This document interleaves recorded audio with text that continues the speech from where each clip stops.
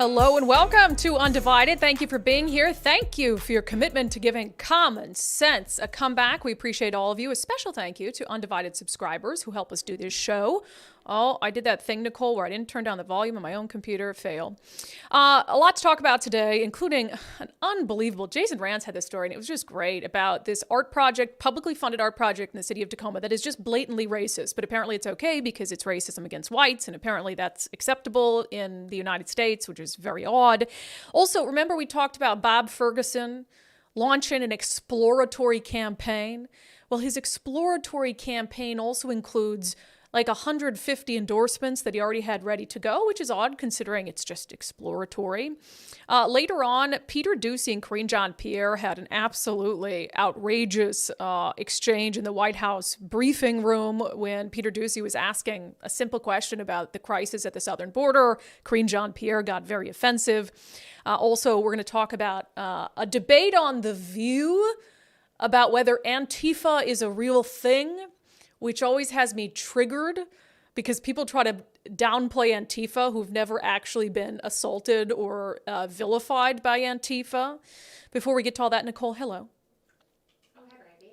Well, hi, Brandi. We had a little bit of a race up to the show today. We sure did. Getting new elements in. We're So we're all, what is, kerfuffle? It was a kerfuffle. A little bit of a kerfuffle. A little bit of a kerfuffle. We're good.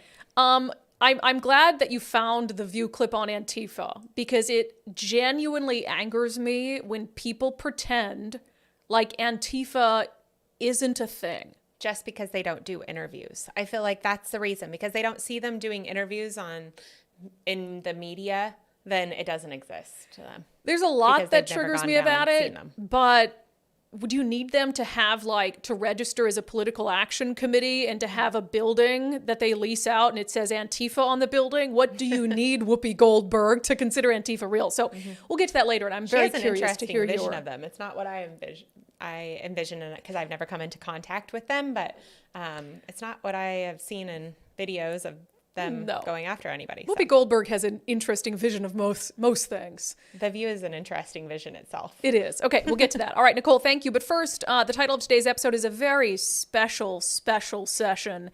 And I mean special in the way that your mom might tell you that you're special. So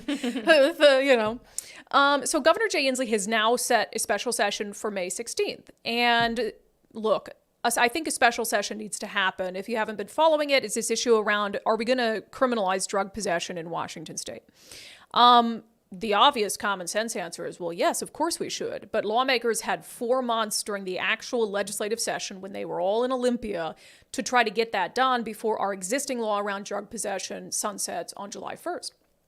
And they couldn't do it. And now we're to believe that behind the scenes, if given another month on top of the 4 months they already had, they can get something done. Now, Governor Inslee came out the last night of the legislative session when they didn't get a bill across the finish line and basically said, that's unacceptable. We're going to, make them come to a consensus, and I'll schedule a special session when we have a deal so everyone can come back, do a quick vote on it, and move on with their lives. Now, what's really interesting is the governor came out yesterday officially, and we talked on the show that he was expected to do this, and after the live show yesterday, he did, and he put out a statement saying basically there's no deal yet. He said details are still being negotiated, but caucus leaders share the desire to pass a bill. I believe that starting the clock on May 16th will put us on a path to getting the job done this month.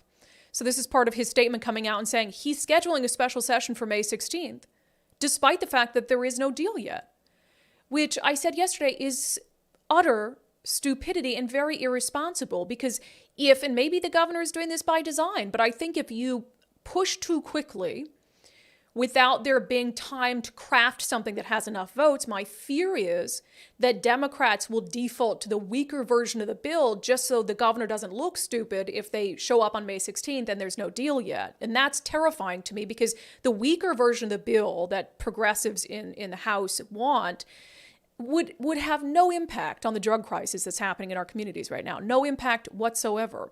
So anyway, Senator John Braun, who is the top-ranking Republican in Olympia, he's the Republican leader on the Senate side, he put out a lengthy statement. I'll read part of it for you. He said, "Well, I am hopeful for a better outcome this next time around. there is also reason to be cautious. The House Democrats will need to demonstrate a combination of bipartisanship and leadership that was missing during the 105 days of the regular session. And, he said in the statement that he was surprised by the governor's decision to schedule a special session before they had a deal. And what that says to me is that Republicans aren't being consulted. And so when I, read the governor's comments saying caucus leaders share the desire to pass a bill, I wonder how much actual conversations the governor's office and Democrats have had with Republicans. And need I remind you that, first of all, we shouldn't even be here. They could have fixed this 2 years ago very easily by adding one word to state law on drug possession to make it constitutional again. We didn't even have to be here, but progressive Democrats saw it as an opportunity to decriminalize drugs, which a wing of their party has been trying to do and is continuing to try to do today, which is why we're in this situation with no bill. But, Democrats and Republicans in the Washington State Senate, they came up with a great compromise bill. It got 14 Democratic votes, 14 Republican votes, passed out of the Senate. And you would think that's exactly what we want government to do. Is a great bipartisan bill would have made a difference in our drug crisis, would have saved lives, would have reduced crime. And then it got over to the House and there's a handful of uber leftist Democrats who are like, no, that goes too far in criminalizing drug use. And so Democrats let just a handful of people derail the whole thing, derail all that hard work to get to a bipartisan agreement on what drug possession laws in this state should look like. And so I think the real question on May 16th is, who are Democrats going to side with? Who is the Democratic Party in Washington State going to side with? Are you going to side with a handful of extreme leftists who want de facto drug legalization? Or are you going to side with the other half of your party and all of the Republican Party in trying to come up with something that is actually going to make a difference? And I frankly don't know the answer to that. I don't know what Democrats will do at the end of the day, but whatever they do is going to have a profound impact on public safety in our state. And so I know we call to action a lot. Just because the legislative session is over doesn't mean I want you to stop emailing your elected leaders. I think that everyone watching and listening should send an email to both Senator Andy Billig and Speaker of the House Lori Jenkins. And you can find their email addresses easily online. And you should tell them that you want them to support the bipartisan bill that passed in the Senate and that you do not want to see it watered down. And keep your emails kind, but explain why. Explain the impact that the drug crisis is having on you, is having on your communities, and urge them to do the right thing. I think that's very, very important to make sure they know that just because the legislative session is over, we're all still paying attention. And we're not going to let them pass through some weak bill on May 16th, go to Olympia, pass it, and then go back to their legislative districts and act like nothing ever happened. It's absolutely absurd. The governor should not have scheduled something before they had a deal. I don't understand what's going on with that man. All right, moving on. So you guys know that social housing passed in the city of Seattle. And, oh man, Ari Hoffman, our friend Ari Hoffman over at KVI, he sent me this video last night because he just knew we were going to want to play it on the show. But so there has been 13 people appointed to a board that's tasked with sort of the implementation of the social housing program in Seattle. Now, I will say that, look, it's 13 people and not all of them are crazy.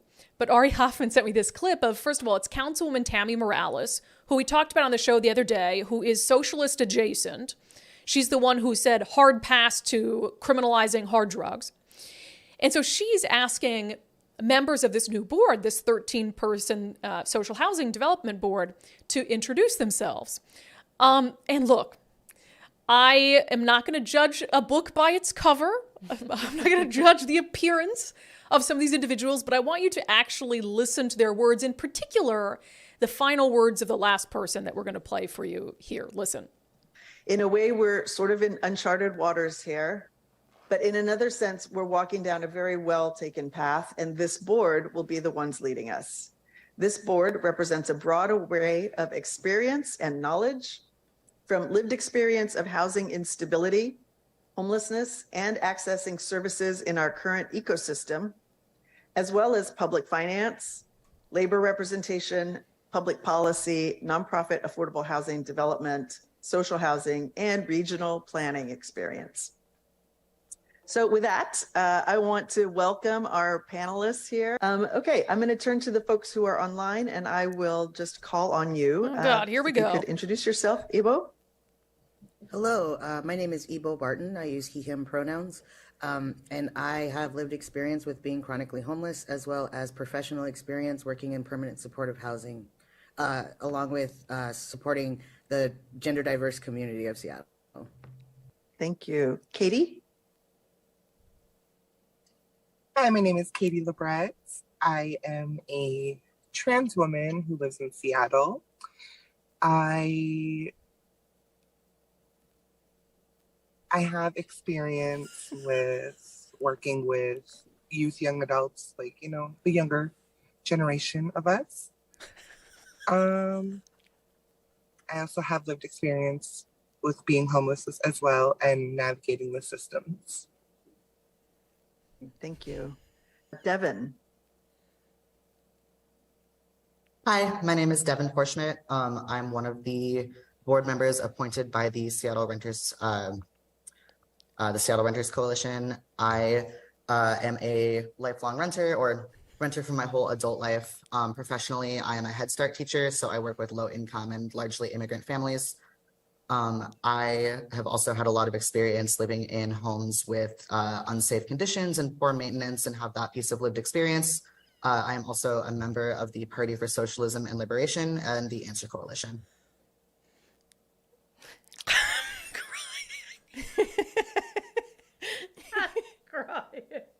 Look, I want those headphones.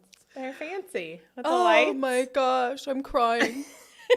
You really tried to hold that in. It just made it worse. I was trying so hard to hold that in. Look, again, I'm not trying to judge by appearance, but that second person couldn't even explain what their experience was to be on this board. Right. I have experience working with the youths. I like that lived experience. Lived experience. Well, we all know the only kind of lived experience that actually matters is experience that aligns with their ideology. Exactly. If you have any other lived experience, it doesn't matter at all. But then you... Yeah, the person at the end who's like, oh yeah, and I'm a socialist. It's like... I thought you were talking about your qualifications for the job. That person is teaching children. That makes me feel real good. I have snot coming out of my nose. I was trying so hard.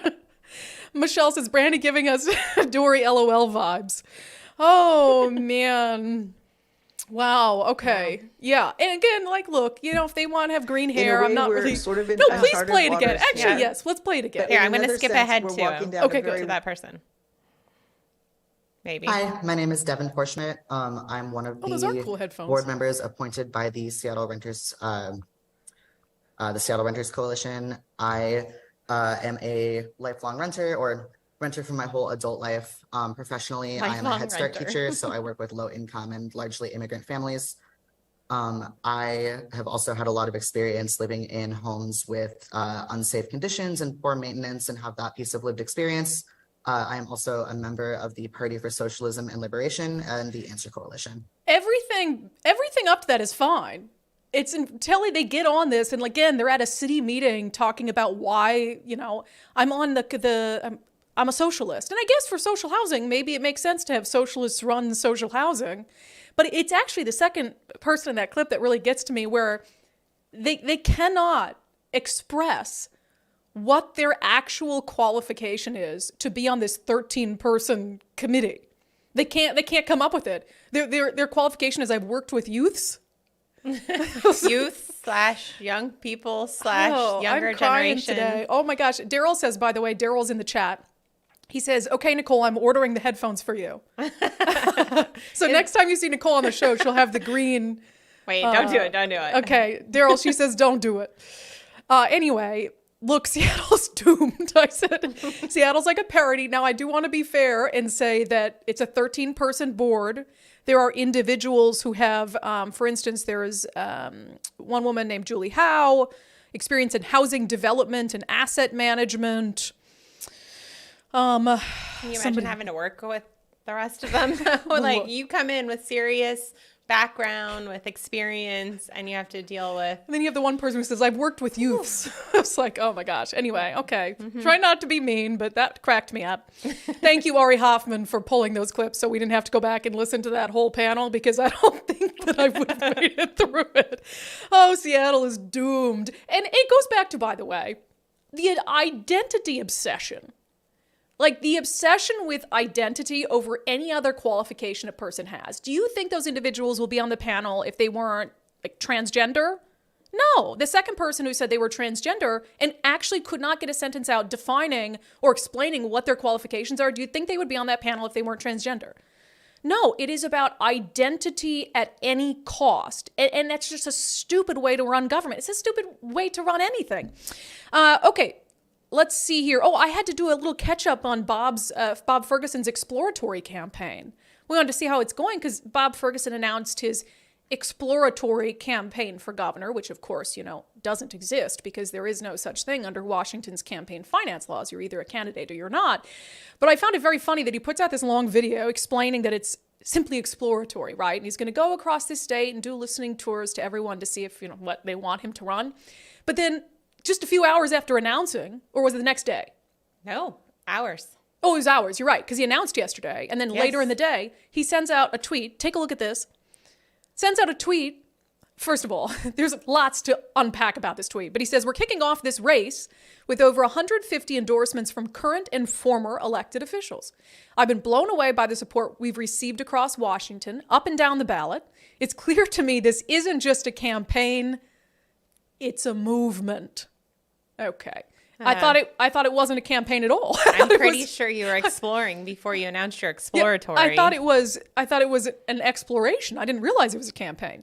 And then he lists, 150 or so, more than 150 endorsements that he already has in the can. So clearly it's a campaign. So it's just silly to me.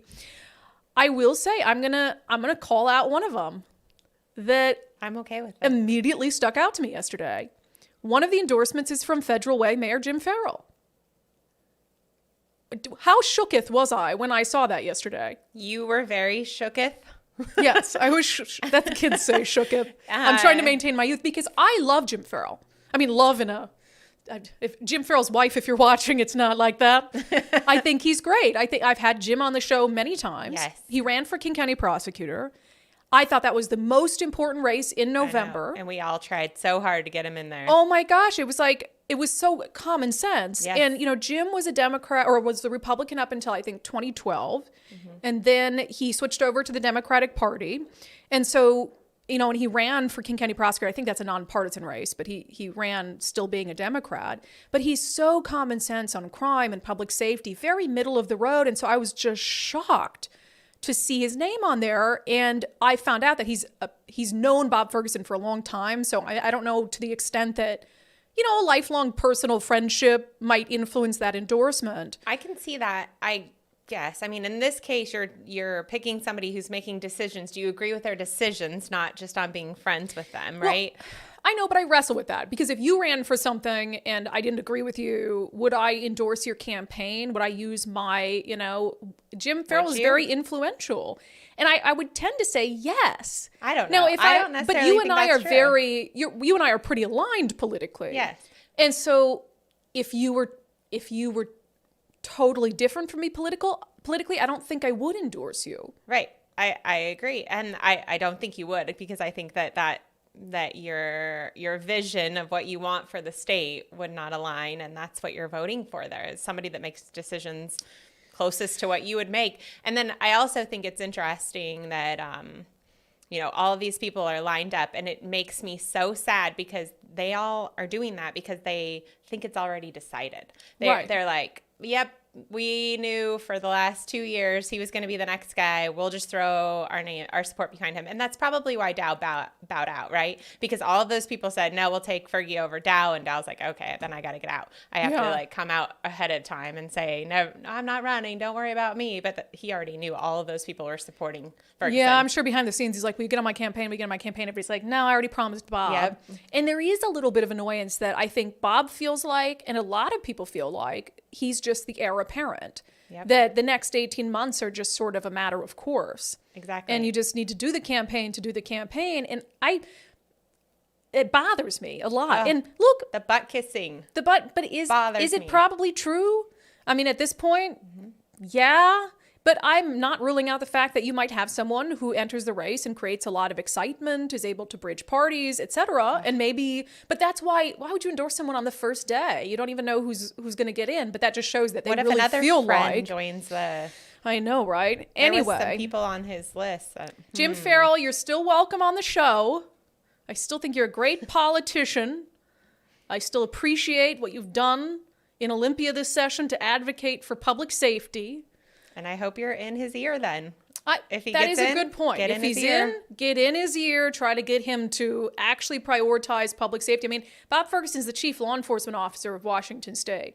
Yet what has he done to help public safety? You know, he announced a retail theft task force like a year after downtown Seattle was looted to the studs. Right. Like I was down there, naked mannequins in the streets. He didn't say anything about that. And it's like he only stepped up on public safety issues when it's politically convenient for him, which is a scary thing. And it's the antithesis of what Jim Farrell has stood for, which is law and order. And so maybe you're right. Maybe it'd be just good for Jim Farrell to get in his ear and have someone with common sense in your corner who can be like, hey, we're really unsafe and you need to prioritize these things. I hope that's But I just had to say that really, I was very shocked by that. As I said, that I was shooketh by that endorsement. But Jim Farrell's a smart man. I'm sure he has his reasons. Did we mention that he did not support Farrell in his Well, I'm still trying to figure out if he asked for his endorsement, because we went to Jim Farrell's campaign site when he ran for King County prosecutor. And I said, hey, see if Bob Ferguson's name on there. And we don't see it. Nope. Now, that doesn't, maybe Jim didn't ask for it. Maybe Jim didn't think that would be helpful to his campaign. I don't know. So I'm working on getting an answer on that. So we will see. Interesting. Anyway, I thought you guys should know. Okay, coming up in a moment, there is an art project in the city of Tacoma that is just flat out racist, but apparently it's okay because it's racist against white people. But first, Firstmark Insurance. I told you guys this week that I took the Firstmark challenge. My friend Dory Monson talked about it on his radio show for years about taking the Firstmark challenge, and Mike and I decided to do it. We decided we're getting married. I had terrible car insurance. You know, we're going to have the house together. And so we took the Firstmark challenge, and it was such an awesome process of feeling, one, like I said yesterday, like an adult. Like, oh, wow, I'm really doing something that an adult would do. But one of the things Mike and I realized, because the way the Firstmark Challenge works, and if you go to firstmarkinsurance.com, you can click on Take the Firstmark Challenge. They do a full review of all the insurance that you have right now and the insurance that you should have that you don't, or insurance you have that you don't need. And then they'll go out, and Firstmark Insurance works for you. They're basically a concierge for you. They're on your side, not the side of the insurance company, which is really nice. And they go out and try to find the best possible insurance for you. They bring it back to you. They present you literally with a side-by-side of, here's what you have now. Here's what we think you should get. And you can kind of compare and contrast the pros and the cons. Here is Dave Taylor, the CEO of Firstmark, explaining kind of the end of the process. Sometimes those findings may lead to a recommendation to stay with your current provider for the time being and just make a few changes to your coverage. Most often, though, we will be able to find you a better option, and our recommendation will be to move from your current carrier over to Firstmark.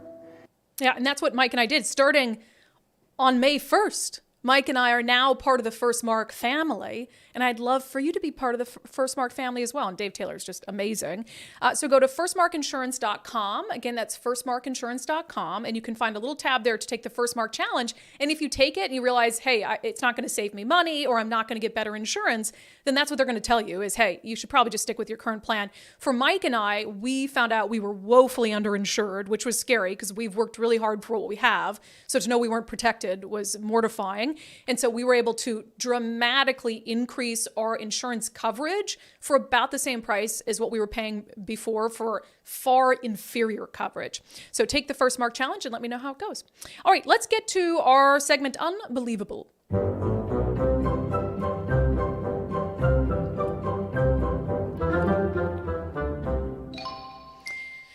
All right, our friend Jason Rantz, he always finds these little gems. He has this great story. It's up at mynorthwest.com. And by great story, I mean soul-sucking. The headline, City of Tacoma Art Project will purposefully include a racist quote. And I read that, I was like, what kind of racist quote would they allow to be on an art project? So according to Jason Rantz in this article, the city of Tacoma knowingly funding an art project featuring what's described as a racist and divisive quote. So this is a $12 million project that is funded through a combination of state and local taxes, according to Jason.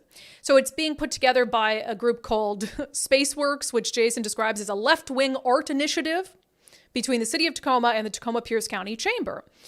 And so it is, the task for them is to create a streetscape around the Hilltop neighborhood in Tacoma, and it's near the Tacoma Link extension. And there's the article if you're watching on the live stream. City of Tacoma Art Project will purposefully include racist quote. So, oh my gosh. So I was like, oh gosh, I'm very curious what this racist quote is going to be. So they include a message from Martin Luther King Jr., Nelson Mandela, and Ossie Davis, who I've never heard of. Can you Google who Ossie Davis is? Thanks, Nicole. And one of the quotes that they selected for this art project, it was actually, and I don't know if it was the contractor that flagged Jason to this, but there was a Tacoma-based contractor who was reviewing the project and what it was going to entail and what the quotes were going to be and accepting requests for the proposals. And the quote itself is from a writer named Michael Denzel. And it reads as follows: "The only limitations placed on blackness are those imposed by the white imagination." Again, this is a publicly funded art project that is supposed to go on Tacoma's hilltop next to public transit.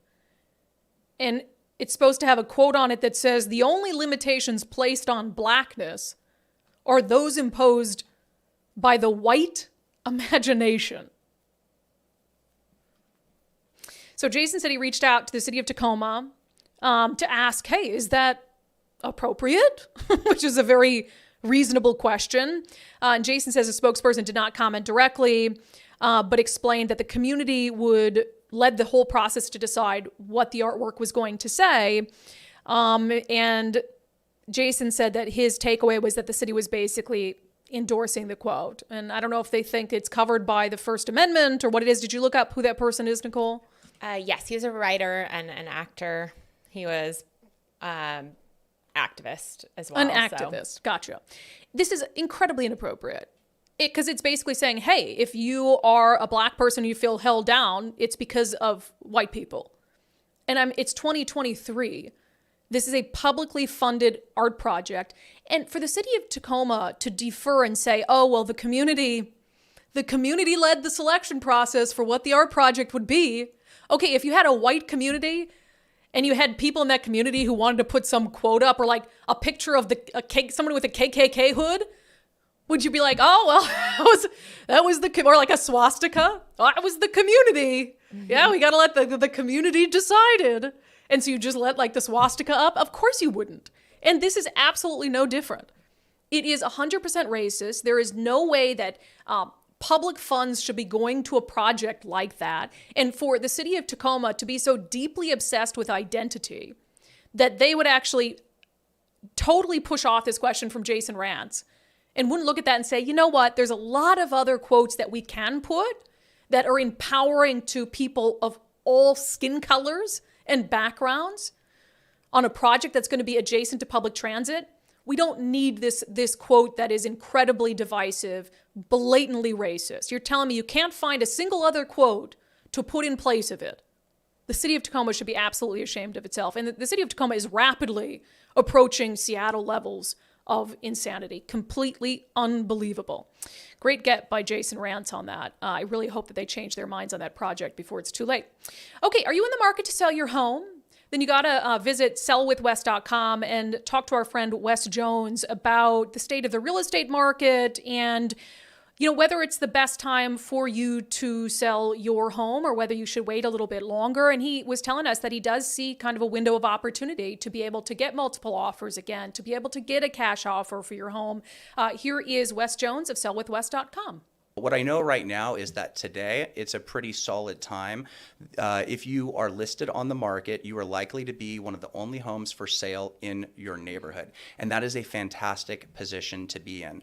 Where are we at in 3 or 4 months? Well, if interest rates go up, buyers have less purchasing power and homes will probably take longer, which means that you will likely be competing against more of your neighbors. And that's why you also need someone like Wes Jones. In his innovative marketing strategy, they have a plan to get the most possible eyeballs on your home, locally, even internationally. So if you want to sell your home at a higher price with fewer contingencies, visit sellwithwes.com.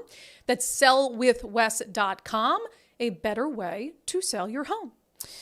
All right, let's dip outside of Washington State momentarily. Wow, this is a doozy. A doozy. It's a doozy from Peter Doocy. So there has been, for a while, a confrontational relationship between Fox News White House correspondent Peter Doocy and White House Press Secretary Kareem JeanPierre. And oftentimes it's sassiness that's not even warranted. You know, Peter Doocy will ask a completely legitimate question that has news value, and Kareem JeanPierre will automatically be on the defensive. And I'm not saying that Fox doesn't have an agenda. Of course they do, but it's no more of an agenda than MSNBC or NBC or other network correspondents. So you might have been following the news that there has been a tremendous surge of migrants at the southern border. Thousands and thousands and thousands coming up to the southern border at once. And so naturally, you would hope that Kareem JeanPierre, when she had her daily White House press briefing, would be expecting questions about that surge, about what's happening at the southern border. And so that is exactly what Peter Doocy asks about. And I want you to listen to the response he got from Kareem JeanPierre. When it comes to illegal migration, you've seen it come down by more than 90%. Where did that number come from? I was CBP speaking. is telling us the number is. I hear you. I'm about to answer. 136,000 people more. I'm about to answer you. If the dramatics could come down just a little bit. If the dramatics could come down a little bit. What's dramatic about asking a question about? Okay, I'm going to answer. So I was speaking to the parolee program. As you know, the president put in place a parolee program to deal with certain countries on ways that we can limit illegal migration, and we have seen the data has shown us that it has gone down by more than 90%. So first of all, and I might have you play that again, Nicole, but when he is, first of all, his question is legitimate, and she immediately cuts. Could you just play the first part of that? When it comes to illegal migration, you've seen it come down by more than 90%. Where did that number come from? I was CBP speaking. is telling us the number is. I hear you. I'm about to answer. Okay, you can cut it off there. So before she gets to the, if you could bring it down a little bit. What did she say? The sassiness, not the sassiness. The dramatic. Dramatics. He's not done asking his question yet, and she's the one interrupting him. And then she's like, oh, I'll answer. Just bring the dramatics down a little bit. And he's like, what's dramatic about asking a question? What he's trying to do is present her with what the White House is saying versus the numbers that Border Patrol is putting out there publicly. And that just, again, we talked on the show before about tactics that politicians or people in power use when confronted by difficult questions or questions that they don't have the answers to by members of the press. And one of them, remember, is immediate defensiveness. If they are on the defensive over a legitimate question, it's either because they don't know what they're talking about and they're trying to buy time, or they know that there's no answer they can give that will justify what's going on. And I think it's a little bit of both for Kareem JeanPierre, because you see her in the moment. She's like frantically flipping through her binder, trying to find the section on what she's supposed to say about the border situation, because I've already said she's woefully underqualified for the job, and that's what happens when you prioritize identity above all else. And so she's trying to find the section that's going to tell her what the White House messaging is on the southern border, and then she's actively attacking Peter Doocy, which again is her defense mechanism to basically make it seem like you're asking a stupid question when she's the one who's going to probably give a stupid answer because she knows that she's been caught with her foot in her mouth. And so it's just... And I don't understand also why, when there is that kind of behavior from the lectern in the White House briefing room, why the other correspondents don't speak up. There should be a united front among the press in the briefing room to make sure that Kareem JeanPierre isn't singling out one correspondent from a network she doesn't like and treating him that way. All the other correspondents should be like, whoa, whoa, whoa, that's a legitimate question. Can you just answer it?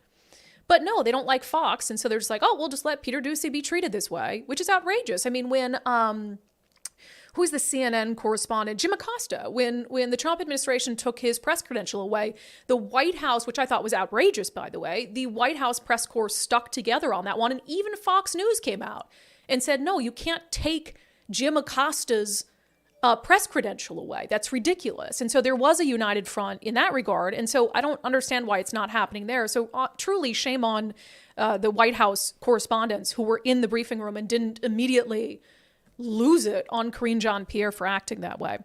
But, you know, when you're underqualified for your job and you're in a high stress situation, you're going to lash out. And that's exactly what she's doing, is lashing out. Okay. Oh, this is going to be my rant for the day. Let me stretch for this.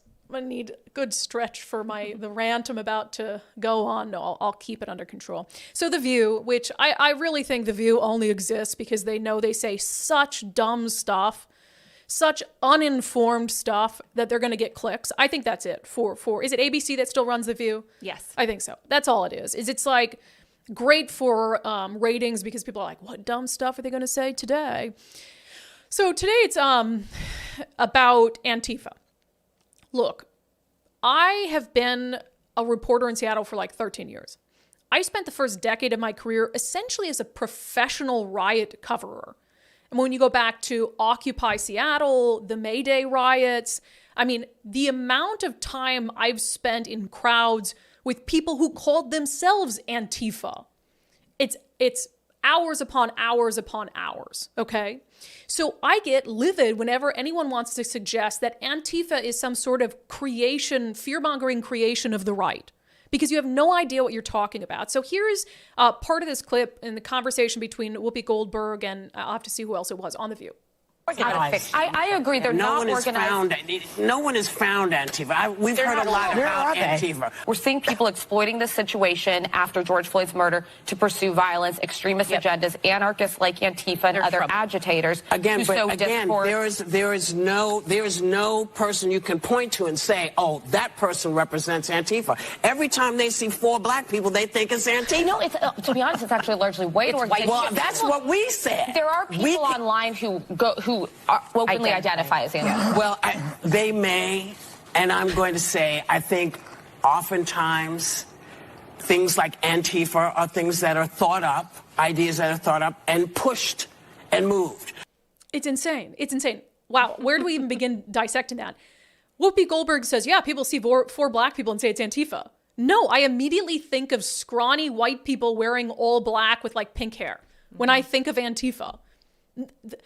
Thinking of black people doesn't even begin to come to my mind. So she has no idea what she's talking about. But also, for her to say nobody's been able to find Antifa, where do you expect to find them? Like I was saying earlier on the show, what would convince you that Antifa is a real movement, is a real thing? Would they have to register as a political action committee? Would they have to have a downtown Seattle office building that says Antifa on it? These are anarchists, right? And so their point is sort of no structure, no structural leadership, where they wouldn't have a central spokesperson.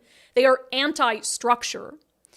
The other thing that bothers me about Antifa is I will invariably get the response from Seattle Sounders fans who have used the kind of Antifa symbol, who it stands for anti-fascist. And they're like, why do you hate Antifa? It stands for anti-fascist. Are you a fascist? First of all, yes, it stands for anti-fascist, but Antifa has been co-opted by a small group of individuals who want to wreak chaos and violence. And we've seen that going back from the Occupy Seattle days into the May Day riots and into the summer of 2020. They identify themselves as Antifa. And so the idea that they're hiding behind this name, which they say is anti-fascism, and then they use that to say, well, if you're against Antifa, then you must love fascism, is just the way that they try to get people to not criticize them. And for Whoopi Goldberg to say, no one's ever been able to find Antifa. And there's this constant argument about, is Antifa an idea or is it actually an organization? I would say it's a mix of both. No, it's not a structural organization. And yes, it is an idea and a concept that is shared by a group of people that turns that ideology into action. And oftentimes it's violent action. I've seen it firsthand. I've been the victim of it firsthand. So when someone like Whoopi Goldberg says Antifa doesn't exist, I take that personally. And to me, there actually should be some sort of recognition, federal designation for Antifa. Even if you're not a patch-wearing member where you have something that says Antifa, if you're carrying out acts of violence and criminal acts under the umbrella of Antifa, and that's how you're identifying yourself and your movement, because they do, then I think there should be some sort of federal criminal code associated with that. So it's just absolute absurdity to me to continue this narrative. And also, why is the left so obsessed with downplaying Antifa? Why are they so obsessed with downplaying these 20 to 25-year-old white kids, a lot of them born to privilege, who live in their parents' basement and have nothing or no care or concerns in the world, nothing to be actually angered about, nothing they're actually challenged by, and want to go out, cosplay ninja, and go out and break things and disturb things and disrupt things and hurt people and hurt police officers and hurt members of the press? Why is Whoopi Goldberg wasting her breath trying to paint them as a figment of America's imagination? It's very strange to me. In the same way, I would never spend my time or my energy downplaying January 6th or downplaying the Summer of Love in 2020. It is crazy to me how hyper-partisans will spend time and energy downplaying political violence if it's carried out in pursuit of a cause that they feel like is justified. Whoopi Goldberg, she needs to be gone from The View. Isn't this like, wasn't the anti-Semitism enough? Didn't she say something? But what was it about the Holocaust? Yeah, she downplayed the Holocaust. That was enough. Like, look, I'm not for cancel culture, but at the same time, like, the stupidity that's being fed to Americans. Right. I would lump this in with the media, right? So we have to, people have to choose what to watch, and they should not be choosing this. I know. Well, maybe or nothing's going to change because they're on for a reason. People are watching this crap. Maybe we should stop playing their clips.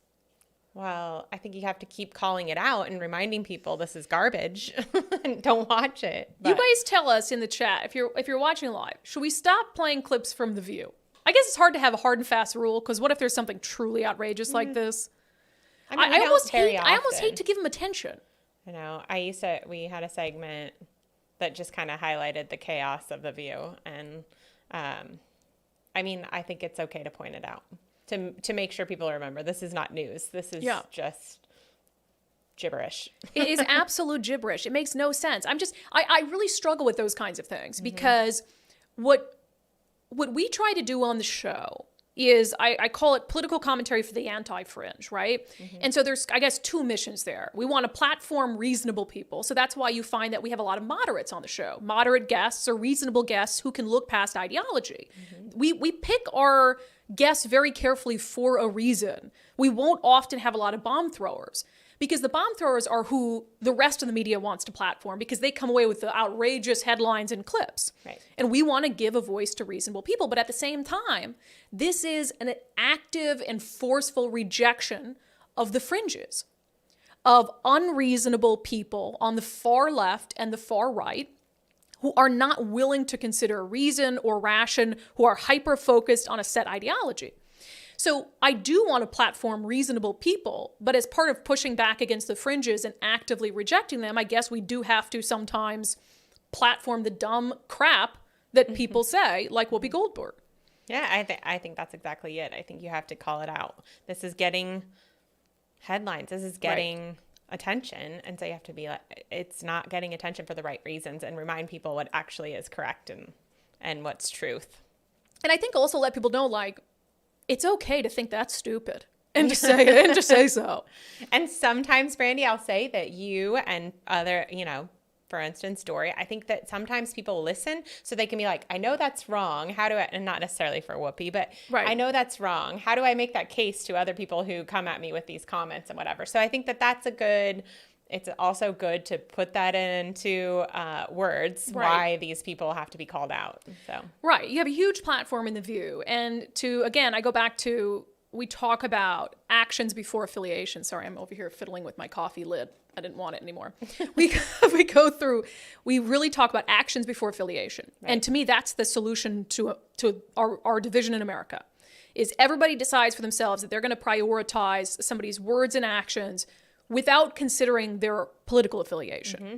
And then that way you judge everyone based on what they're actually saying, what they're actually doing, who they are, without looking at their political party and deciding, do I let them off the hook for that? Mm-hmm. Do I let them off the hook for saying something that if it were done or said by another person of an ideology I disagree with, that I would have a problem with it? Right.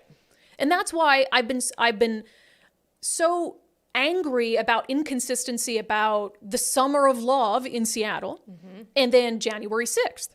To me, those were both instances of political violence.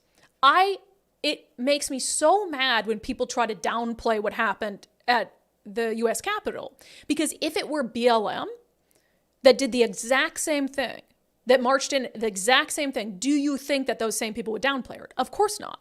And the same with the politicians in Seattle, who turned a blind eye to violence and vandalism for months. Right. I mean, people tried to kill officers by setting the East Precinct on fire, and the city council said nothing. And then you fast forward 6 months, January 6th happened, and they're like, oh, political violence. I'm like, where were you all summer? Right. And that's what really bothers me. And that's why I go back to January 6th. And people always are like, oh, well, they're political prisoners and whatever. And I try to ask them, how would you feel about that if it were Antifa who had marched in on the Capitol in that way, who had done the exact same thing? It goes back to actions before affiliation. We can't be okay with any form of political violence. And sorry, I interrupted. Go ahead. When you try to downplay something like January 6th, then I think you lose standing to go after the political violence on the left.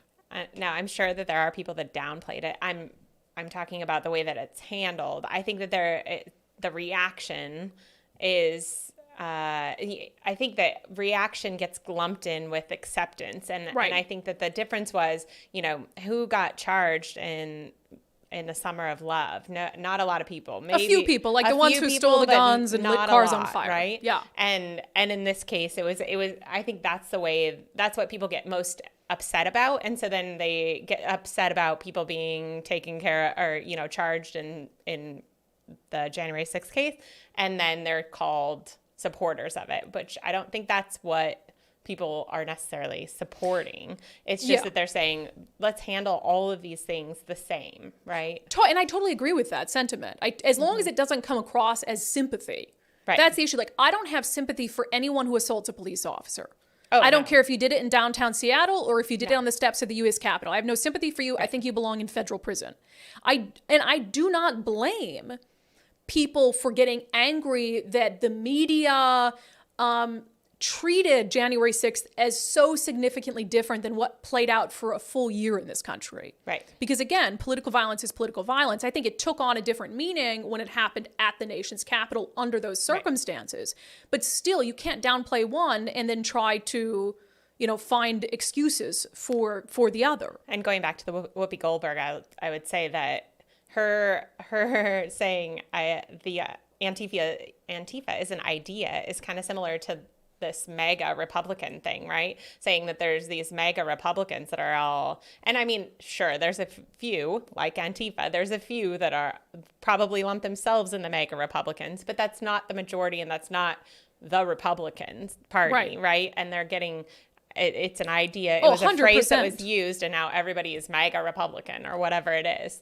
And I think that, yes, when it's convenient for them, they can assign an idea versus a group, and it's just inconsistent, and that's why we have to highlight it and say she's wrong. Right, she's wrong. Yeah, and I will say I also am annoyed when peaceful protesters are lumped in with non-peaceful protesters. I try very hard not to do that in Seattle Because there are times like May Day where you've had 10,000 peaceful marchers, then you've got like this. I mean, we didn't even hear anything Antifa, about May Day this right? year. And the same with January 6th. People who attended the president's speech but didn't go down to the Capitol should not be vilified in the same way that people who went down to the Capitol are. They attended a speech from a president.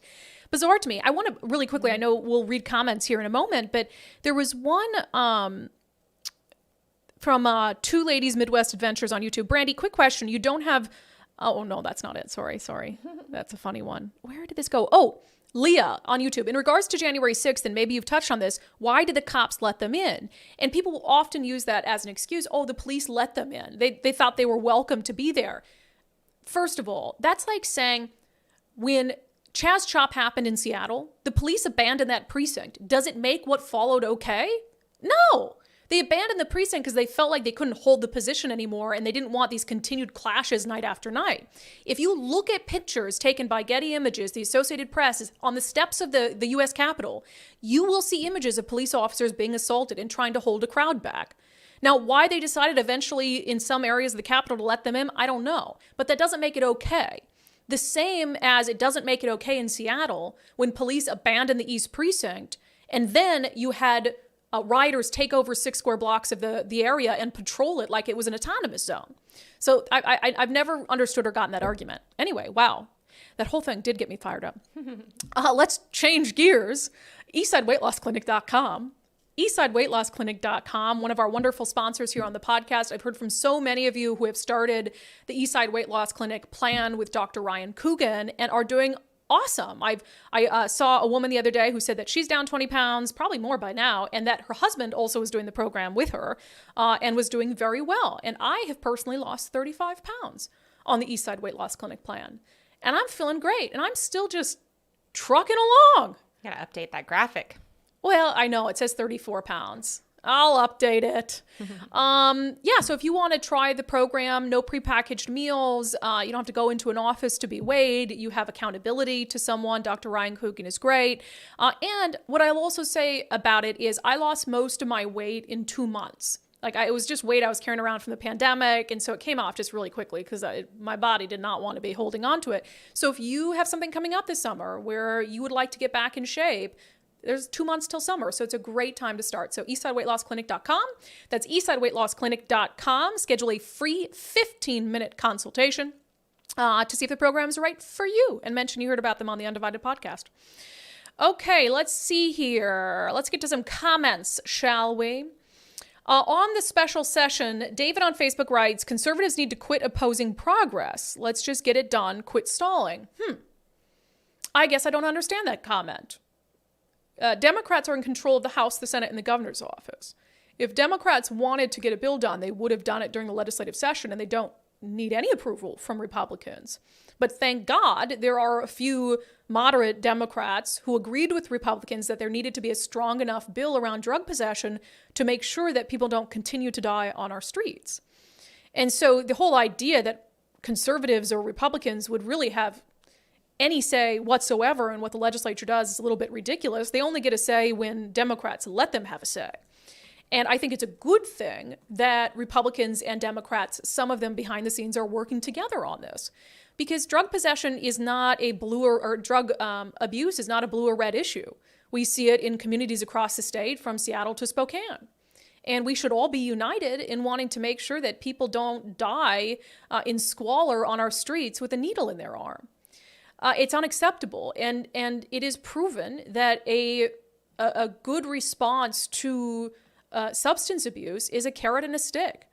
To, at every opportunity, give people a chance to turn their lives around. That's what we all want, right? We want people to go from shooting up drugs on the street to being a productive member of society, but sometimes it does take the threat or the possibility of arrest or jail time to be able to get someone to turn their lives around in extreme instances. So I guess I don't get the comment about conservatives need to quit opposing progress. What kind of progress are you talking about? The drug crisis on our streets, is that progress? The homelessness crisis on our streets, is that progress? The crime crisis on our streets, is that progress? If that's progress, I don't want any part of it. Matthew writes on YouTube, I like Farrell too, but once again, voting D always comes first at the end of the day. I'm talking about Federal Way Mayor Jim Farrell endorsing Bob Ferguson for the governorship. Yeah, I mean, I don't know, for him it had more to do with the personal relationship, going back years, or with the fact that he's a Democrat, or with the fact that Bob Ferguson is probably going to be the next governor.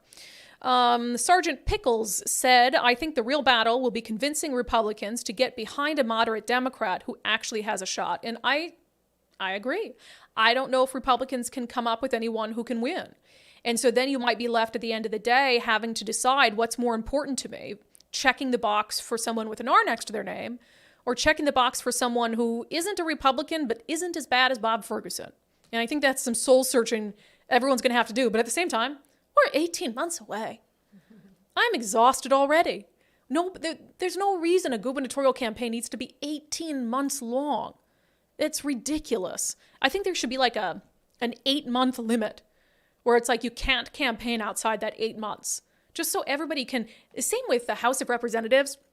I understand why the terms are varied, where you've got 6 years in the Senate, 2 years in the House, 4 years for the presidency, and then you don't have this like whole changeover of government every 2 or 4 years. But you look at members of Congress, they never stop campaigning. 2 years, that's virtually nothing. They run in 2022 and they've got to be running again in 2024. It is nonstop campaigning. How can you serve the people of your district when you are that focused, and you have to be, on constantly trying to keep your job, especially in swing districts? I mean, if you're in a safe district where you're not going to be primaried, then that's a little different. You don't have to spend as much time obsessed with campaigning. But for people like Kim Schreier in the 8th Congressional District, that's a constant job, campaigning, flying to D.C., back home, campaigning. I would never want that responsibility because that sounds absolutely exhausting to me. All right, Jennifer says, I already got a text from Bob asking for money. You did? Send it to us, Jennifer. undividedpod.com. Just go to undividedpod.com and there's a little email thing. You can email us. I want to see it. Let's see. Andy says on Patreon, that list is a who is who of progressives. Farrell is the only moderate. And look at the blowback. Oh, you're talking about the list of people endorsing Bob Ferguson. Yeah. A lot of progressives, mostly progressives. And that's why I think Jim Farrell stuck out to me, where I'm like, Jim, don't do that. Don't let me down, Jim. But yeah, if it's a personal relationship thing, it's hard for me to fault him on that. But I go back and forth on it. Let's see here. Matt Gilbert says, MAGA means make America great again. Are you against making America great? I'm assuming you're referring to the Democrats who put that in every tweet. Like, MAGA Republicans want to do this. MAGA Republicans want to do that. I mean, they've assigned a negative connotation to MAGA. And so they're associating, when they say MAGA, they're saying Donald Trump Republicans. That's essentially what they're doing. And so I understand the tactic. I think it's deeply disingenuous because they call absolutely everything, every Republican, a MAGA Republican. It's their tried and true tactic. And maybe it's working for them. So maybe that's why they do it. Okay, comments on The View. Oh, sorry, we're going a little over today. A little over an hour. The View, Leah says, highlight the lies. I appreciate the truth and calling them out. So on whether we should continue to play clips from The View. Christopher says, we all appreciate you watching so we don't have to suffer through it. You're welcome. You're welcome. There's a lot of government meetings I've watched where I'm like, wow. Just like Bob Ferguson, I'm an American hero for watching these meetings so you guys don't have to. Okay. And that should be enough to subscribe right there. $5 a month so we watch the meetings so you don't have to. So we watch The View so you don't have to. Crafty Grandma Crispy. Hey, she added crispy to the end? I guess. You haven't told us what you craft yet, Crafty Grandma, crispy. It's good to know that you are fighting against, what you are fighting against, that's true. Jackie says on Patreon, no, keep playing the clips, not acknowledging false prophets. It just spreads their message without a challenge to it. It's like accepting it. And I think that's a good point. Is like, a lot of people are watching it already, so do we just let it just go out into the ether unchallenged, or do we point out the factual inaccuracies of it and the hypocrisy of it? Let's fit one more in. Michelle on Patreon, for me, it just reiterates what a joke The View is. I really don't think your viewers are watching The View. They are the antithesis of your mission, 100%. The View is, sometimes The View will have a guest host that's like trying to talk reason into them. And I just feel so bad for that person. I'm like, oh man, you want exposure that bad that you agreed to go on The View. If The View invited me, would you approve of me going on? Yes. Because what I would do is I'd flame it. Make them look And I would never, as dumb as they sound there. I would go on with the expectation I would never be invited back. Yeah. And that's a very powerful position to be in, where you're like, I don't care if I never get invited back. So I'm just going to roast all these women. I'm going to start working on that. Follow their producers and stuff on like all the social media and like their stuff. So like, oh, who's this woman? Oh, we have a master plan now. I am so excited. Okay, let us end. Oh, it's a good one today. Our daily dose of sanity.